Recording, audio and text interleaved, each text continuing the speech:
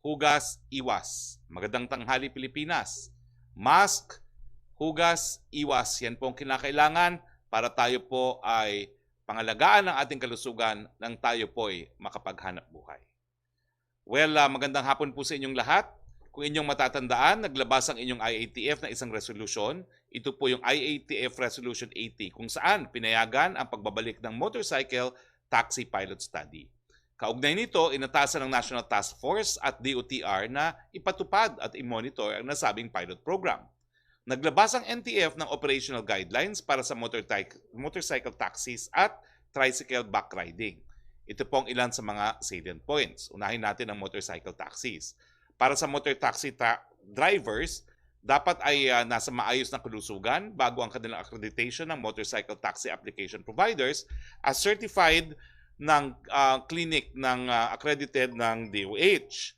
Magsuot ng protective gear gaya ng jacket or long sleeve shirt, closed shoes, long pants at iba pang protective gear habang nasa biyahe. Magsuot ng reflectorized vest na may motorcycle taxi branding at identification card at siguraduhin na lahat ng drivers ay bahagi ng DOTR, TWG, Motorcycle Taxi Pilot Study Driver Master List.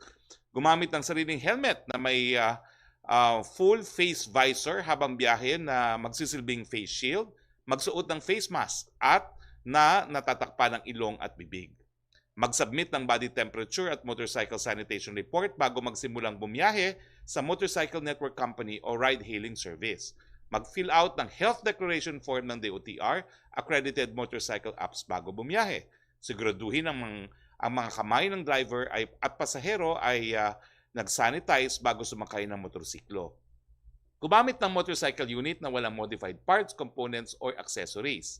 Parating mayroong NTF-approved barrier sa pagitan ng driver at pasahero sa buong biyahe. Linisin at i-disinfect ang helmets, riding apparels, upuan at shields pagkatapos ng bawat biyahe. Ang bilis ng takbo ay hindi tataas sa 60 km per hour sa daan habang naka-duty. Sundin ang speed limit sa daan gaya ng eskwelahan, simbahan at palengke. Sundin lahat ng traffic rules at regulations. Sundin ang maximum payload ng motorsiklo. Siguraduhin na ang motorsiklo ay routinely maintained at lahat ng safety gears ay nasa magandang kondisyon. Sumunod sa required na COVID-19 testing. Tumanggap lang ng isang pasahero sa bawat biyahe at kunin ang bayad o pasahe sa motorcycle online application. Samantala, maaring tanggihan ng motorcycle driver ang mga sumusunod na pasahero, yung mga nakainom, nakadroga o iba pang banned substance. PWD na hindi makahawak ng maayos o ligtas, mga bata, mga buntis, mga hindi sumusunod sa required ng protocols. Ito naman po ang dapat sundin ng mga pasahero. Magsuot ng protective gear gaya ng jacket, long sleeve shirt, closed shoes, long pants at iba pang protective gear habang nasa biyahe. Gumamit ng sariling helmet na may full face visor na sarado habang nasa biyahe na magsisilbing face shield. Magsuot ng face mask na natatakpan ng ilong at bibig habang nasa biyahe. Nakaupo ng naka-front face. Siguraduhin din na ang kanilang mga kamay ay sanitize bago sumakay at bago bumaba ng motor. Mag-fill out ng health declaration form via DOTR accredited motorcycle taxi apps bago mag-booking ng biyahe. Linisin at i-disinfect ang helmet, riding apparels at shields pagkatapos ng bawat biyahe. Magbayad lang sa motorcycle taxi only application. Sa mga motorcycle taxi app providers, ito naman ang dapat na ipatupad. Proper identification ng drivers at mga pasahero gamit ang platform para masiguro ang contact tracing. Tandaan na lahat ng nakukuhang data ng identification galing sa motorcycle app providers ay confidential at private information. Dapat siguraduhin din na ang motorcycle app provider ang data security at siguraduhin na ang nakolektang identification information ay para lang sa security at public health protocol. Magbigay ng comprehensive safety campaign sa publiko para masiguro na alam ng mga pasahero ang public health standards at protocols ng pagsakay sa motorcycle taxi. Siguraduhin ang pagsunod ng driver sa paggamit ng NTF-approved barriers. Siguraduhin din na ang bayad sa pasahe ay cashless. Siguraduhin na ang drivers ay nagbibigay ng body temperature at motorcycle sanitation status report bago magsimula ng unang biyahe. Siguraduhin na ang drivers at pasahero ay mag-fill out ng health declaration forms via DOTR accredited motorcycle apps bago bumiyahe. Siguraduhin na ang drivers ay nagpapa-COVID-19 testing. siguraduhin na ang drivers ay regular nagtetest sa alcohol at droga at mag-submit on a monthly basis ng raw data ng mga sumusunod, yung road crashes at reklamo mula sa pasahero, service feedback mula sa pasahero, datos sa biyahe, kilometrong biniyahe, pasahing nakolekta. Ang pilot implementation ay kukuha rin ng mga datos mula sa mga lugar na matutukoy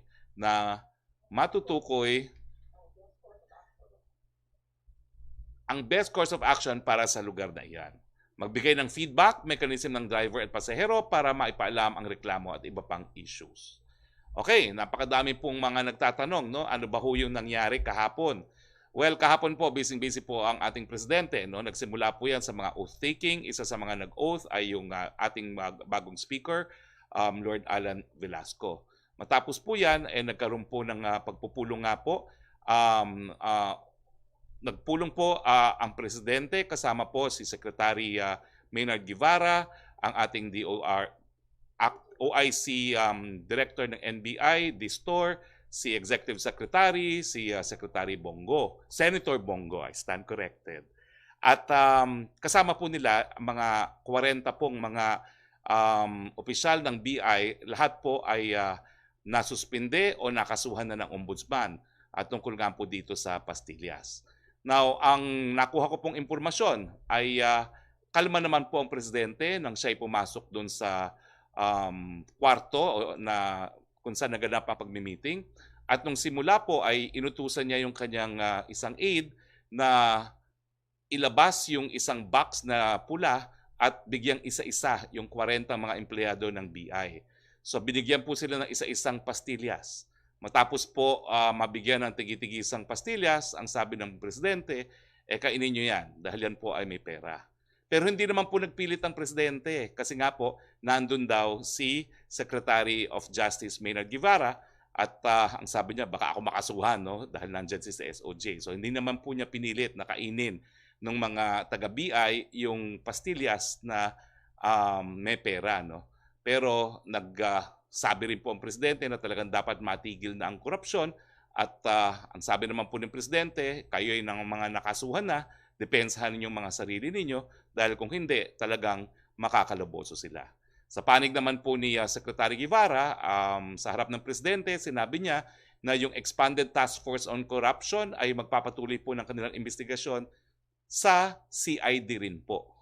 Sabi nga po ni Secretary Guevara, siyempre yung paglilinis, sisimulan nila sa kanilang saliging kapaligiran, no? Dahil ang CID po ay nasa ilalim pa rin ng DOJ. At umapela pa rin ng ating Secretary of Justice na sana maaktuhan na po ng Kongreso yung panukalang batas na nag-aamenda ng batas na bumuo po sa CID dahil Commonwealth Act pa po ito. No? Ibig sabihin, yung batas na bumuo at umiiral ngayon sa Commission on Immigration and Deportation, panahon pa po ng mga Amerikano dahil Commonwealth Act pa po yan at dapat na talagang maamendahan. Now, sa punto naman po ng PhilHealth, kahapon kasi tinanong, ano ba talaga ang score? Hanggang 90 lang ba po ang libreng dialysis? Or wala ba po itong limit? Well, kinausap ko po yung napakagaling na bagong talagang presidente ng PhilHealth at ating kaibigan, si Atty. Giran. At ito pong sinabi niya. Unang-una, kukuha po siya ng board approval para po maparami pa yung dialysis, more than 90. Ang kanyang magiging suggestion sa board po, at ito po ay bukas nilang pagmimitingan, ay 3 times a week times 4 weeks a month times 12. So more or less po, ang maibibigay na libreng dialysis kung aproban po ng board ay 133 per year. Now, bukod pa po dito, mabuting balita po ito ha. Sinabi po sa akin ngayon lang po, no, bago magsimula ang press briefing ni Atty. Giran, na nakipag-usap din siya kay General Manager Garma ng PCSO at bukod pa po doon sa 133 na dialysis na sana po ay ma-aproban sa pagmi-meeting ng board bukas, ay magbibigay din ng 10,000 pesos sa lahat ng mga nagpapadialysis ang PCSO. Sana po malinaw na ngayon kung anong mangyayari doon sa ating libreng dialysis habang tayo po ay nasa panahon ng pandemya. Pumunta naman po tayo sa COVID-19 update natin. No? Ito po ang global update. Sang-ayon pa rin po sa Johns Hopkins. No? higit 50 milyon na po or 50,801,471 ang tinamaan ng COVID-19 sa buong mundo. No? Nasa 1,262,251 katao naman po ang binawian ng buhay dahil sa coronavirus. Nangunguna pa rin po ang Estados Unidos na mayroon pong mahigit 10 milyon na mga kaso at 238,097 deaths. Pangalawa pa rin po ang India na may pinakamaraming kaso ng COVID sa mundo. Meron po silang 8.5 million cases at 126,611 deaths. Pangatlo po ang Brazil, 5.6 million na mga kaso, 162,628 deaths. Pang-apat po ang France, 1.8 million na mga kaso, 41,049 deaths. At panglima po ang Russia, meron pong 1.7 million na mga kaso at 30,546 deaths. Meron po tayo ngayon dito sa ating bayan, 29,018 na active cases ayon po sa November 9 case bulletin ng DOH. Ito ay mula sa kabuong bilang ng kaso na 398,449. Sa mga aktibong kaso, 82.7% po ay mild, 9.4% po ay asymptomatic, 5% ay critical, 2.8% ay severe.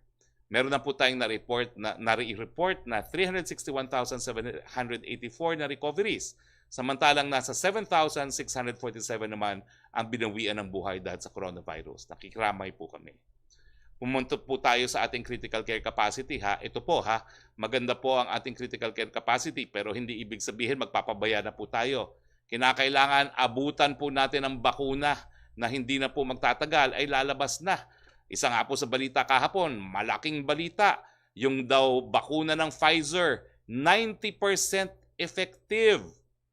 So, nandyan na ang bakuna, ngayon pa ba kayo magkakaroon ng COVID?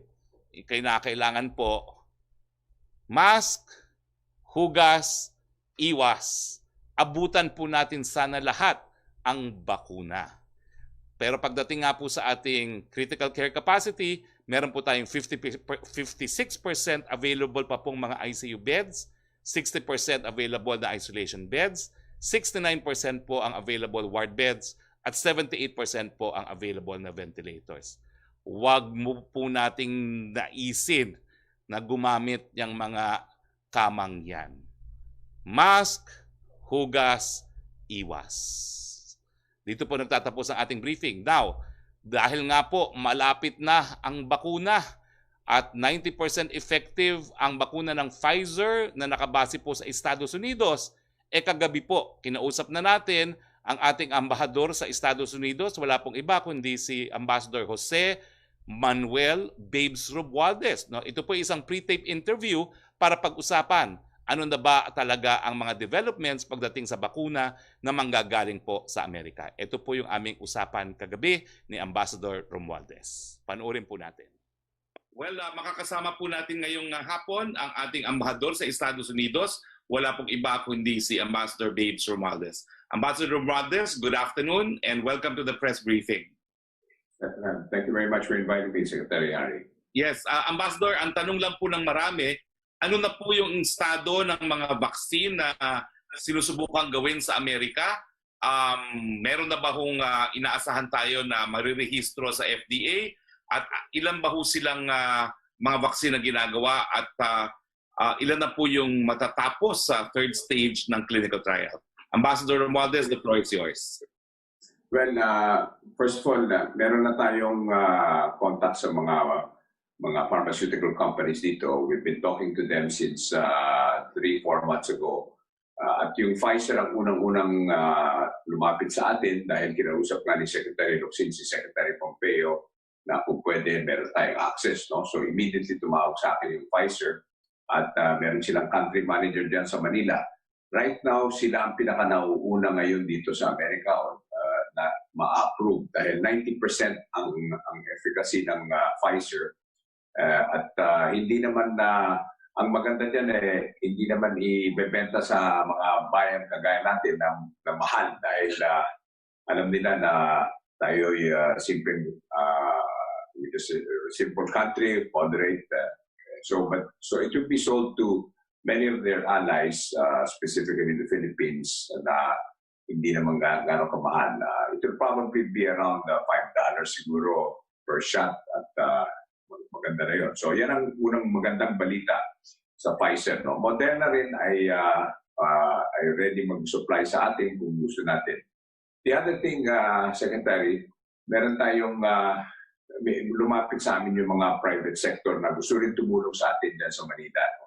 Yung private sector natin dyan, yung business sector, na they're prepared to fund kung kailangan ng tulong ng gobyerno na sila ang mamumuhunan nitong mga vaccines dahil siyempre kailangan rin nila para sa kanilang mga empleyado. So that's another side to it na meron tayong mga business sector dyan na handang tumulong sa bayan natin. Yung Johnson & Johnson po, iba pa po yan sa Moderna? Yes, yung Johnson & Johnson.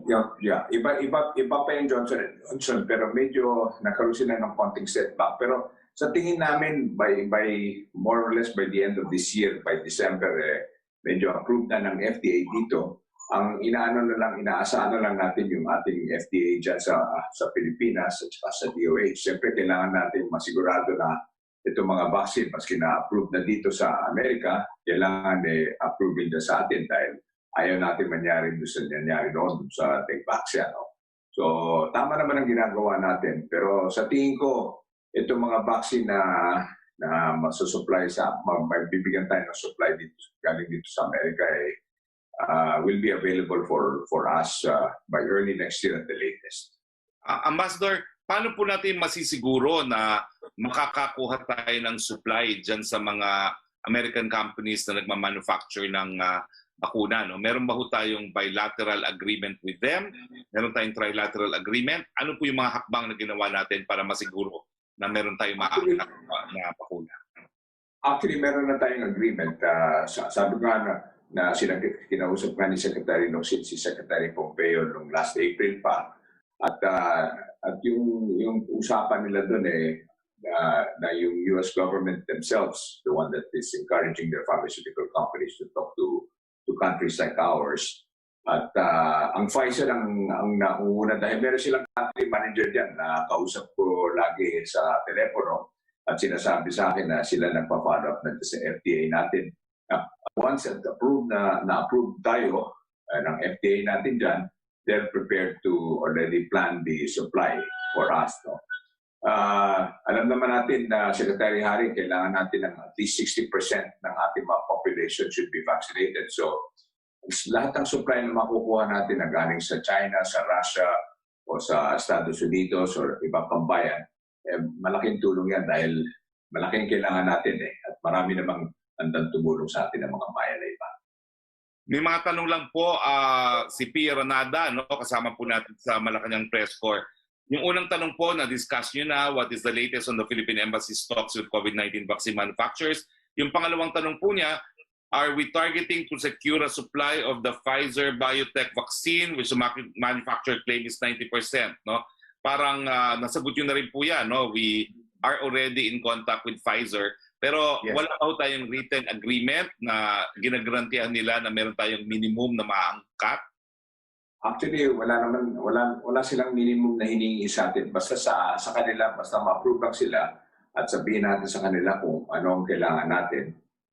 They're ready to supply it. No, of course, yung kanilang production ay medyo this year, mauna muna of course ang United States, no? Dahil 100 million ang kanilang vaccine. Pero they're intending to produce as many as 1 billion by middle of next year. So ang ginagawa nila, pinoprograma na nila kung anong bayan ang gusto kumuha ng kanilang product. Kaya nandiyan yung kanilang country manager, nakausap yung ating DOH at FDA. At ang pagkaalam ko, ang ating local PITC, yung Philippine International Trading, ay yan ang mamumuna or this should be a government to government kasi hindi pwedeng private sector. So kailangan dumaan sa ating government. So ang PITC, yan ang balita ko na binigay sa akin ni Secretary Dominguez, yan ang mag-negotiate ng purchase of these vaccines. So ang timetable po natin, mga more or less, kailan po tayo makakaangkat ng maramihan para maibigay natin sa mga taong bayan natin? Sa tingin ko, by early next year, the first quarter, magkakaroon na tayo by tranches yan. Importante lang siyempre, alam naman natin marami ring bayan.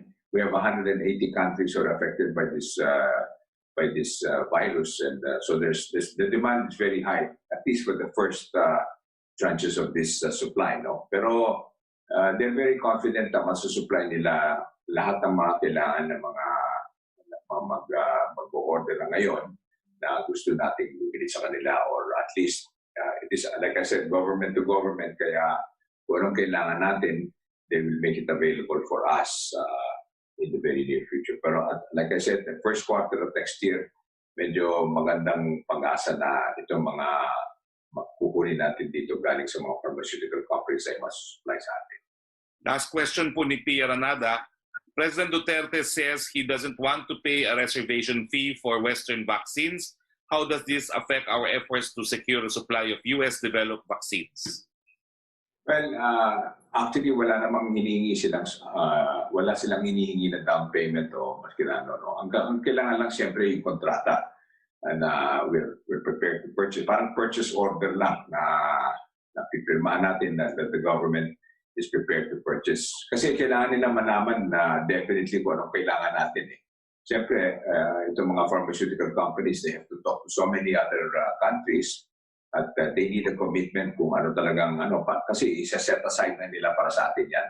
So yan ang ginagawa ngayon ng Pfizer, dahil meron silang country manager dyan sa Pilipinas na kausap yung ating DOH at FDA, at malaman nila sana kung ilan ang kukunin natin sa kanila. And like I said, yung private sector hanggang tumulong sa atin, no? So magandang balita yan, dahil hindi naman kailangan ng gobyerno kung sakali man ang bumili dito, sila muna bibili, at siyempre, in fact, i-donate pa nila. Yun ang pagkasabi sa akin ni Secretary Presidential Assistant si Joey Concepcion. So my last question po, no, and this is from me, hindi naman po makakaapekto na President-elect ngayon si Senator Biden, dahil ang agreement was entered into between Secretary Pompeo and our Secretary of Foreign Affairs. Tingin nyo naman the agreement will stand despite the change of government? Siyempre, alam mo, maski na nung gobyerno naman dito sa Amerika, ang tingin ko lagi naman they will follow. This is a universal need for everyone. Maski naman ng lahat ng bayan kailangan magkaroon ng vaccine, dahil useless ito kung meron mga ibang bayan na wala, hindi na mawawala itong virus nito. So we really need to make sure that out of the 9 billion people living on this earth, 60% of that have to be vaccinated for this to end, itong pandemic nito. So kailangan magtulungan tayong lahat, maski anong bayan man, kung makaaway o hindi, kailangan magtulungan, dahil lahat apektado eh. Hindi mawawala yan. Lalo na dito sa Amerika, we have 4.3 million Filipinos, at marami tayong mga gustong dumalaw dito galing sa atin. Paano nila i-control yung virus kung hindi tayo magkaroon ng immunization ng 60%? No? Ambassador, thank you very much. Please stay safe, and we hope we can have you again in our press briefing in the near future para masabi natin kung anong pinaka-latest pagdating sa usaping bakuna sa ating mga kababayan. Maraming salamat, Ambassador. And Maraming salamat din, Secretary Harry, at pagandang nakita naman kita ulit. Matagal na tayo hindi nakikita, kaya I'm so happy that you're well and you're doing very well as our presidential spokesman. Thank you. That was Philippine Ambassador to the United States, Ambassador Babes Romualdez. Okay, so balik po tayo sa Pilipinas. That had to be pre-tape po kasi there's a 12-hour difference, no? So if we guested Ambassador Romualdez live today, that would have meant midnight his time, no?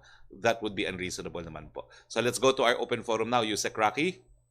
Yes, good afternoon, Secretary Roque. Question from Jason Gutierrez of the New York Times on Sina's appointment. Does this mean the administrative case filed against him is no longer going to be pursued? I know you said earlier you don't think so. So a PNP chief can be appointed despite not being cleared of controversies. Well, una-una po, no. Uulitin ko lang yung sinabi ni Secretary Anyo, no. Yung importanteng kaso po talaga dyan ay yung kasong kriminal. Yan po ay nakabinbin pa rin sa tanggapan ng City Prosecutor ng Taguig. At dahil dito, ibig sabihin nito, wala pa pong kasong kriminal si Chief Sinyas. No? So, pagdating po sa administrative, well, yan naman po ay nandyan pa rin. Hindi naman po yan na-dismiss. No? But the appointment, of course, will have no bearing on the decision of the Taguig Prosecutor's Office. Question from Chris Jose of Remate. Naglunsad po ang PNP ng panibagong fitness program para protektahan ang kalusugan ng mga pulis sa gitna ng pandemya. Sinabi ni outgoing PNP Chief Cascola na layo ng programa na mabawasan ang epekto ng quarantine na idinulot ng COVID-19 pandemic, lalo na sa kanilang mga katawan. Dito po sa Malacañang, kayong mga miyembro ng gabinete ng Pangulo, lalo na si Pangulong Duterte, na sobra pong nakasubsob ang atensyon at panahon sa mga nangyari sa bansa. Ano po ang ginagawa nyo para mabawasan ang epekto ng pandemya na bitbit ng COVID-19? Ang alam ko po, si Presidente, meron siyang, ano tawag doon sa machine na yon, sa pagtakbo. Meron po siyang treadmill, no? At alam ko po, halos araw-araw naman po nagte-treadmill ang ating Presidente. Ako naman po, 5 days a week. Ako po, I don't look it, pero nagpupunta sa gym mula na nagbukas ang gym. At sana po, dumating ang panahon na magkaroon naman ng resulta yan sa aking itsura. No? So, I think the message is, para labanan po ang pandemya, importante pa rin ang health promotions. Importante po na tayo manatiling malusog. At ang isang paraan para maiwasan ang COVID ay hindi lang po mask, hugas at iwas, kundi manatili tayong malusog, magkaroon ng regular exercise, kumain ng tama, sapat na tulog. Punta naman tayo kay Joyce Balancho, please. Good afternoon, Secretary Roque. Just to follow up dun sa naging meeting ni Pangulong Duterte with immigration officials, parang hindi pa nabanggit na kasama dito si BI Commissioner Jaime Morente. Yes, I stand corrected. Yes, I omitted the Commissioner Morente. Of course, he was in the meeting, yes. Okay. Does he still enjoy the full trust and confidence of the President knowing na ganito karami yung mga sinasabing sangkot sa Pastilla scheme under his watch? Alam niyo naman po ang rule, all presidential appointees serve at the pleasure of the President. Pag wala na pong tiwala, hindi na po sila maninilbihan. Ano po yung particular na utos niya kay Jaime Morente at that time? Wala po akong narinig na utos other than matapos po niyang ipadistribute yung pastillas, nagkaroon nga po ng pangaral si Presidente na dapat talagang matigil ang korupsyon, no? Hindi lang po sa CID kundi sa buong gobyerno. Wala naman pong plano si President Duterte to replace Commissioner Morente given na ganito po yung nakikita niyang scale of corruption under the Bureau of Immigration. I have no information on that as of yet.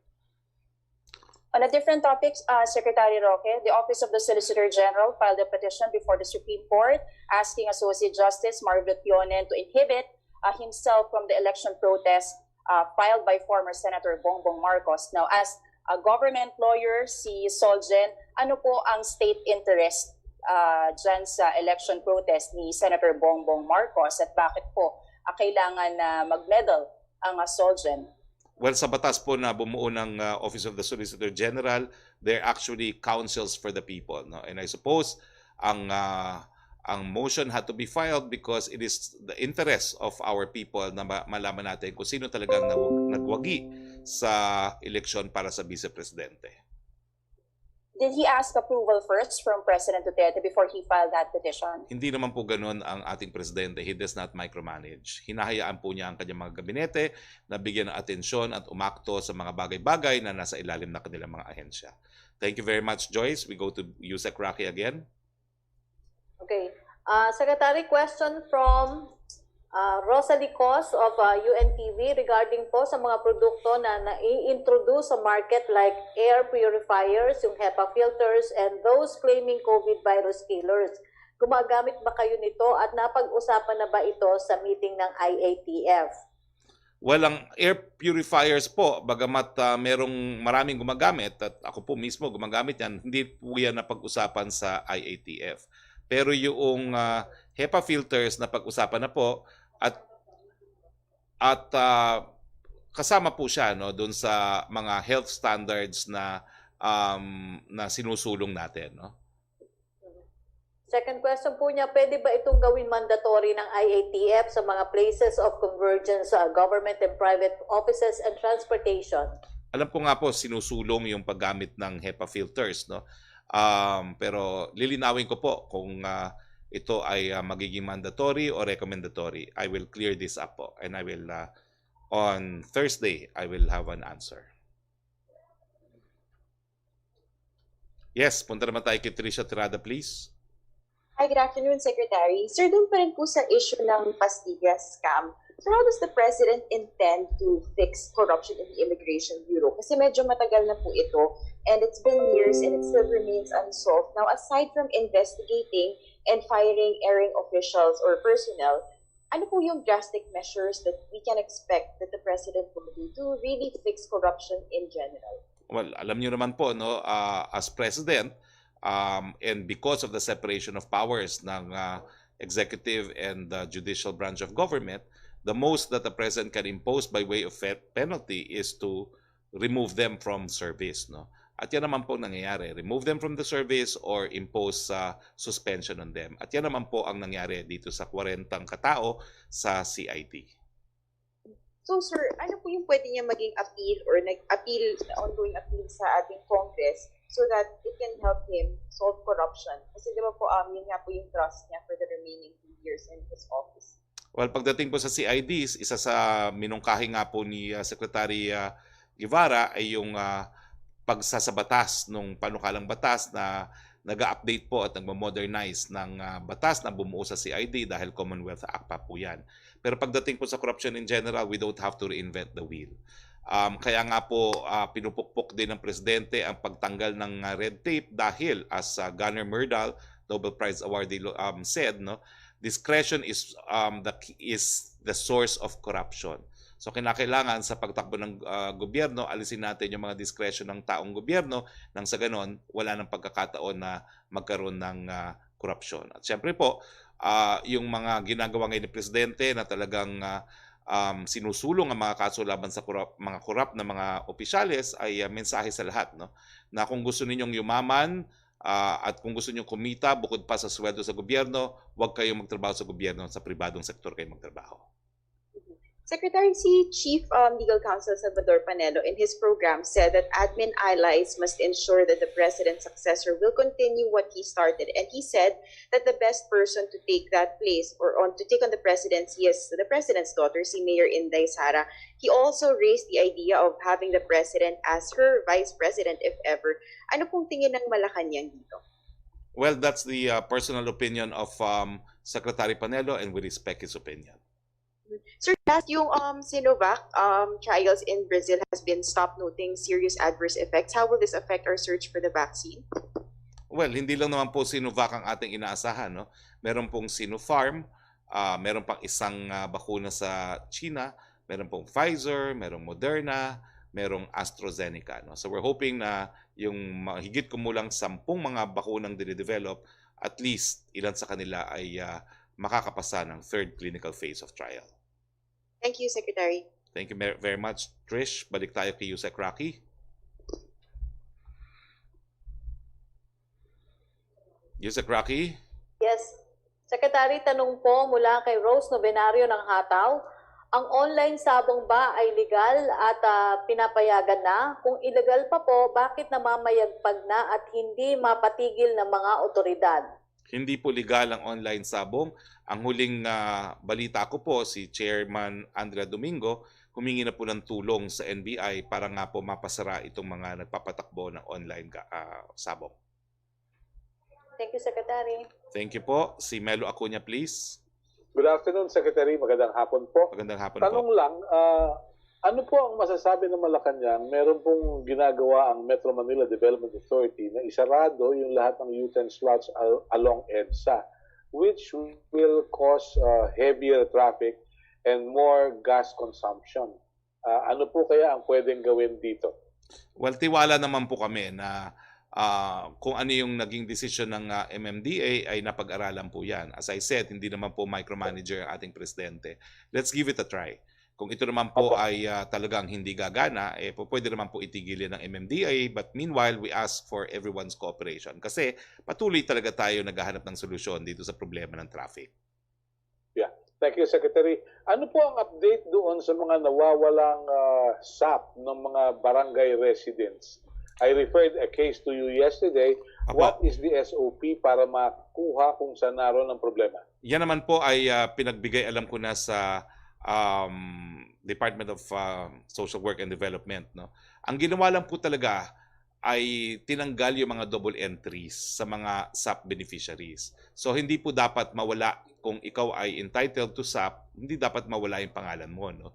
Ang mawawala lang po dyan sa second SAP ay yung mga lugar na hindi na po nasa ilalim ng ECQ noong mga panahon na yon. No? So siyempre po kung hindi na sila ECQ, talaga mawawala rin sila. No? So yun lang po. Tignan po natin kung ano yung naging classification at kung talagang dapat naman po ay hindi sila nawala, ipagbigay alam po natin sa nearest office po ng DSWD. Thank you. Pahabol na lang po. Ano po kaya ang masasabi ng Malacañang doon sa gang wars na may mga namatay na sa NBP? Ano po ang guidance ng Pangulo kay Justice Secretary Guevara? Well, hindi naman po kinakailangan bigyan pa ng guidance si Secretary Guevara. On his own, he has initiated an investigation. At syempre po, no, hindi naman tayo makakakomento kung hindi natin nalalaman ang punot dulo ng insidente ito. So let's allow the investigation to proceed. And I'm sure Secretary Guevara will act accordingly after the investigation. Thank you very much. Have a nice day, Secretary. Thank you, Melo. Punta na tayo uli kay Yusek Roque. Question from Maricel Halili of TV5. Although nasabi niyo na po ito about sa pastillas controversy, what did the President tell them? Yun nga po, nagbigay po ng pangaral ang Presidente kung na talagang dapat matigil itong korupsyon nito. No? At yung kanyang pagbibigay naman ng pastillas, that's also symbolic of his anger against corruption. Pero gaya ng aking sinabi, hindi naman po niya pinilit. Pero I think the message has been received kasi not a single person out of the 40 individuals there uttered even a single word. From question mula kay Tuesday New ng DCBB, ano po ang mood ng Pangulo? Galit po ba, kalmado o nanermon? At paano daw po nagtapos ang meeting kagabi sa mga pastillas, kasama sa pastillas controversy? Well, ang balita ko po ay kalmado naman po ang Presidente because he came from the oath-taking of Speaker Velasco, no, and another person, no, I can't remember now the name. Pero dalawa po sila nag-oath-taking at nagtapos naman po si Presidente, matapos niyang pangaralan ay sabi niya, you're dismissed, pero Secretary Guevara construed that as you can leave the room. Not necessarily dismissed from the service kasi syempre po nagpapatuloy yung proseso, no, na administratibo to determine kung dapat nga silang matanggal once and for all from the service. Thank you, Secretary. Yes, punta naman tayo kay Mela Lesmoras. Opo, hi, good afternoon, Secretary. Yes. Tatanong ko lang po, first, about COVID-19, mamaya po, sir, can you confirm na may IATF meeting muli si Pangulong Duterte at may public address po ba? Ano-ano po kaya, sir, yung mga tatalakayin mamaya? Well, kino-confirm ko po na merong pagpupulong si Presidente sa ilang miyembro ng IATF mamaya at yung kanyang nakaugalian ng Talk to the People ay mangyayari rin po mamaya. Opo. And sir, sa ibang topic naman po, ito isa sa mga inaabangan ng ating mga government workers. According to his salary standardization po kasi tuwing November, matatanggap dapat ng mga government workers ang kanilang year-end bonus. May update po ba tayo dito? At bukod dito, nagpaplano po kaya si President na magbigay pa ng iba pang additional bonus sa ating mga government workers? Ang alam ko po, dahil yan po ay nasa batas, kinakailangan maibigay po yan at yan naman po ay napaloob na o kasama doon sa 2020 budget na inaprubahan ng Kongreso. So wala pong dahilan para hindi matanggap ng ating taong gobyerno ang kanilang Christmas pay, no? Opo. And spokes, may last question lang po. Just for the sake of transparency, ang mga government officials po ba ay nakakatanggap din ng Christmas bonus? And if ever, dahil sa sunod-sunod na kalamidad, may COVID-19 pandemic, willing po kaya ang Pangulo or ang gabinete na mag-donate ng kanilang matatanggap na bonus sa ating mga kababayan? Well, una po, we get whatever every other government official gets. No? If it's a 13-month pay, it's a 13-month pay. As to whether or not magdo-donate po ang mga miyembro ng gabinete, kanya-kanya po yan. Ako po, kahapon nag-donate ako ng 1 month to a divinity school, no, to support poor but deserving students of theology. No? So, sa akin po, it's voluntary. Yung aking 1 month, nabigay ko na po kahapon. Okay, thank you so much po, Secretary. Thank you, Mela. Yusek Roque, please. Yes, a question mula kay MJ Blanca Flor of Daily Tribune. Yung first question niya, nasagot niyo na po na about pastilla sa scam.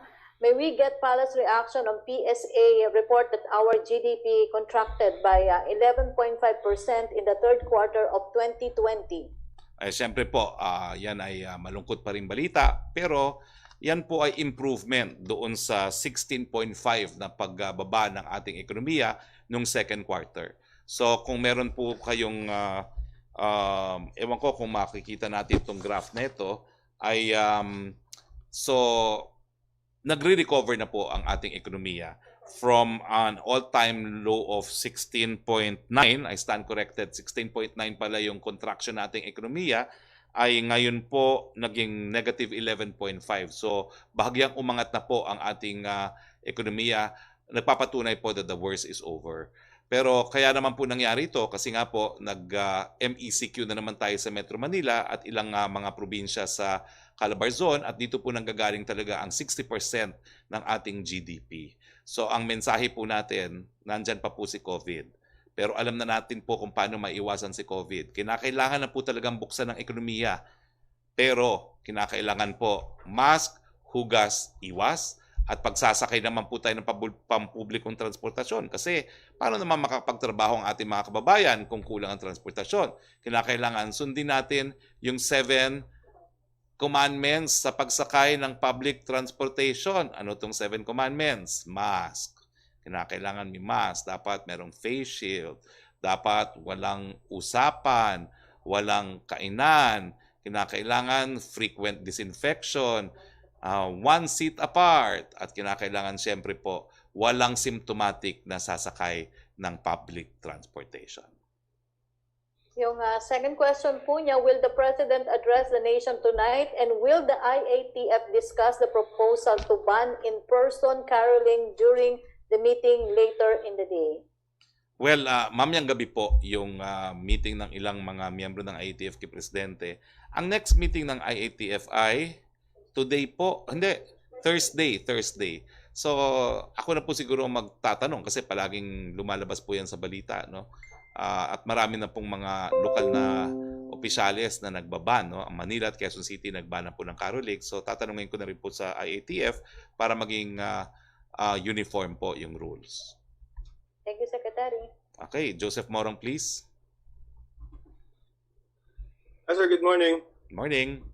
Yes, sir, sa pastillas scheme lang, can you provide us more details? So may nakaroll na pera doon sa pastillas. Magkano yun, sir? At ano bang ginawa ng mga taga-PI? Tinanggap ba nila yan? Binuksan ba nila yan? Kinain ba nila yan? And then if they did not, what happened to the money? And then what? Yun muna, sir. Alam mo, tanong din yan ni Director Ting, no? Kaya lang, hindi na po nalaman, kasi ang kinausap ko naman dito si Secretary Maynard Guevara, hindi na po nalaman kung magkano kasi wala naman doon sa 40 nagbukas ng pastillas. Hinawakan lang nila lahat, no? So, that's why we will not know kung magkano. Titignan ko kung may natira po, ha? Para kukunin ko yung pastillas, tatanggalin ko yung pera, bubulsa ko. Pero anyway, titignan ko po kung malaman natin yung meron pang natira. Baka naman eksakto lang po yung 40 pastillas para doon sa nag-attend, no? Pero hindi na po natin nalaman kasi hindi po binuksan ng mga nag-attend ng pulong na yan. Ang sabi ni SOJ, wala naman niya, walang kumain, walang nagbukas. So naiwan siguro malamang sa palasyo yung pera. What happened to the money and where did that come from? Hindi ko po alam kung naiwan ang pera, no? Baka naman inuwi nila as reminder doon sa paalala ni Presidente na itigil ang korupsyon. Sir, okay, game. What does the President hope to show by doing this? Kasi for Ay, teka muna ha, baka mamaya, wait Joseph, baka ako ma-misquote ha. Ang kakainin ko at ibubulsa ko yung pastillas. Hindi pera. Yes, proceed with your next question, Bahala ka please. sa clarification mo na yan. Okay, Anyway, please. so now, what does the president hope to achieve by demonstrating yung ganyan, napapakainin yan, whatever, no? Because for some people, parang, I think a classmate who all you also know, parang performative democracy na parang for show lang yan. Answer that criticism, sir. Well, I don't think there is anything na for show lang. The president is sending a message. Itigil ang korupsyon. At nung ginawa po niya, I think lahat po ng taong gobyerno narinig ang mensahe. Kaya nga po ang pakiusap, kung gusto niyong yumaman, huwag kayong magtrabaho sa gobyerno, magtrabaho kayo sa pribado. Dahil talagang sa susunod na 2 taon, hindi po tatantanan ng presidente ang mga korap. That is the message. And that is a message very well received. Sir, saan galing yung binilit ng mga pera? Hindi ko alam. Ikaw naman talaga, oh. Well, ang gusto ko nga kainin yung pastillas eh. Nagugutom na tuloy ako dahil sa pastillas mo. Okay? Okay, I think the proof of the pudding is in the eating, no? If the president is serious about running after corrupt people, ang status itong 40, sir, to na 40. And can we get the list of names later? But going back to my question, kung 40 ito, ang status ng mga ito, dismissed from service, correct? Hindi ko po alam. Undergoing, What I do know is all of them have been suspended. suspended. Pero hindi pa ata dismissed, no? And yes, I will give Okay. you the names of these 40 on the basis of the guest list that entered Malacañang. And how much corruption are we talking about in this scheme, yung pastillas scheme? Hindi ko po ma-quantify as of now. I know only as much as I heard from the Senate hearings, no? Pero I think it will be billions, no? Kasi kung i-compute mo yung mga dayuhan na pumasok at kung sila ay nagbayad ng a certain amount, malaki-laki po yung suma total na pinag-uusapan natin. Okay, so just last two, very short. Pfizer, if they get an emergency use license, will be procured at once or FDA? Second question, may bago ba sa NCRPO? Well, on your first question, palagi po natin pinag-uusapan yan. It will be subjected to literature review. Bagamat, meron po talaga tayong rule na kapag na-approve, lalong-lalo na ng US FDA, at alam ko, hindi talaga siya uniform. No? Talagang we give a premium on the US FDA. That is very convincing as far as the Philippine FDA is concerned. But what I'm saying is, there will be some literature review, but we also have the rule na pag na-approve na ng US FDA, European FDA, it's almost, it will not take time before we approve also the emergency use of this vaccine. No? And on the last one, your last question is, any update The on? NCRPO. Wala pa po akong impormasyon dyan. So pag meron naman po, isa sa publiko na natin.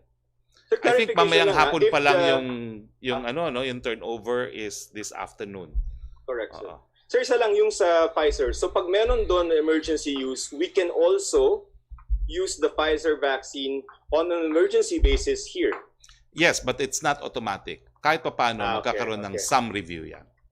Okay, okay. Thank you, sir. Thank you for your Thank time. you. But back to you, Sec Roque. Thank you, Joseph. Yes, sir. Thank you, sir. Question from Virgil Lopez of GMA News Online. Yung first question po niya about pastillas scheme pa rin. Ang second question niya, some private clinics have reportedly ignored PhilHealth's policy that there is no limit to dialysis sessions chargeable to the state insurer during a state calamity. What can Malacañang do about this? Well, totoo naman po na there is no such thing as there is no limit. Kahit saan po tayo pumunta, merong limit naman. No? Pero gaya na aking sinabi kanina, mamaya ba ho, bukas pa ipopropose ni Attorney Giran na magbigay ng up to 133 instead of just 90. At saka yung mabuting balita na for dialysis patients, magbibigay po ng 10,000 pesos ang PCSO. Opo. Last question mula po kay Tina Mendez ng Philippine Star. Can we please know details of meeting between President Duterte and Senator Marcos? When did it happen and what's their agenda? Wala po sa schedule na natatanggap ko ang meeting kay Senator Marcos, but I could be wrong, I could clarify, no? Pero nakakatanggap naman po ako ng calendar, pero dati-rati po private meeting lang, but I've since requested na at least yung guest list malaman natin at Hindi ko pa po nakita ang pangalan ni Senator Marcos, but I will check po with the Appointments Office. Thank you, Secretary. Yes, thank you. Pia Renada, please. Hello. Hi, sir. Yes. Sir, 3 questions, sir.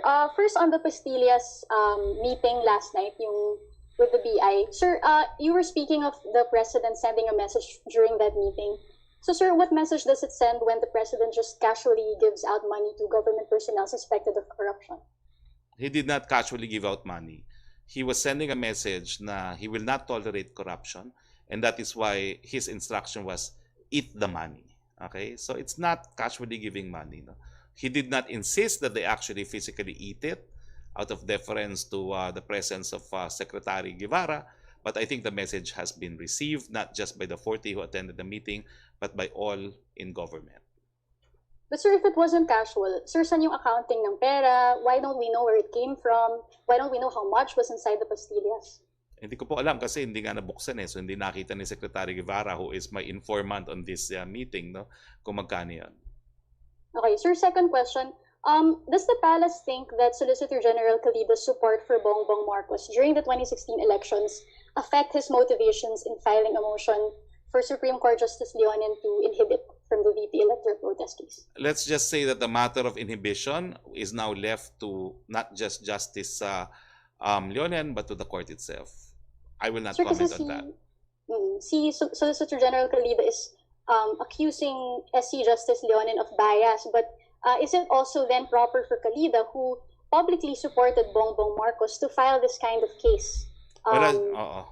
As I said, he is the statutory counsel for the government, and as statutory counsel, he has an interest in knowing who legally won in the vice presidential election, or we have an interest as a nation to find out if there is merit in fact in that election protest. Sir, lastly, President-elect Joe Biden has said that he plans to hold the 2021 Global Democracy Summit, where he wants to confront authoritarianism and attacks on democratic freedoms like press freedom. Sir, what does the palace think of this planned summit, and is the president likely to attend if he's invited? We have no opinion on that po, because that's a statement of President-elect Biden. That's his prerogative to say whatever he wants. But as far as Malacañang is concerned, we know what our national interests are. We will stand by our national interests. We will maintain our traditional friendship with the United States, and we hope that this relationship will become stronger. As a democracy, sir, in Asia, do you think the Philippines still lives up to it being a democratic nation, and thus can have something to show during a summit like this? Very much so.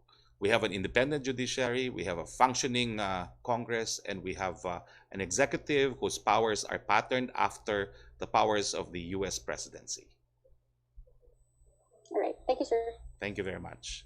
Okay. So, Yusek, Roque? Secretary, wala na po mga tanong, Secretary. Okay, maraming salamat po sa inyong lahat, sa inyong patuloy na pagsubaybay sa ating press briefing. Maraming salamat po sa ating mga kasama sa Malacañang Press Corps. Maraming salamat Yusek Roque. Maraming salamat kay Ambassador Romualdez at sa ngalan po ng ating Presidente, Rodrigo Roa Duterte, ito pong yung HarryRoqueLive nagsasabi, antayin po natin ang bakuna. Hugas, iwas, at mask nang tayo po ay umabot sa bakuna. Magandang hapon po sa inyong lahat.